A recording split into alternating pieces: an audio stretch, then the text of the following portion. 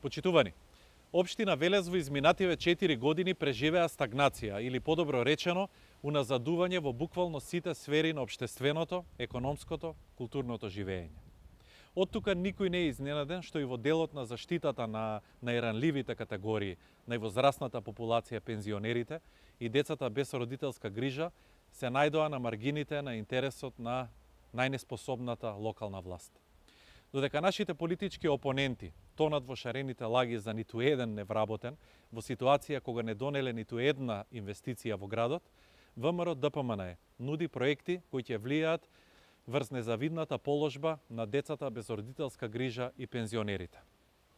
Оваа напуштена и девастирана зграда на поранешниот пензионерски дом ќе биде преуредена и наменета за стамбено домување на пензионерите и децата без родители.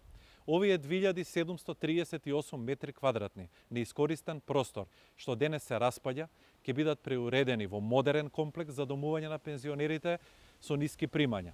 Децата без родители пак во овој простор ќе пронајдат свој дом како една од етапите за успешно интегрирање во општественото секојдневие.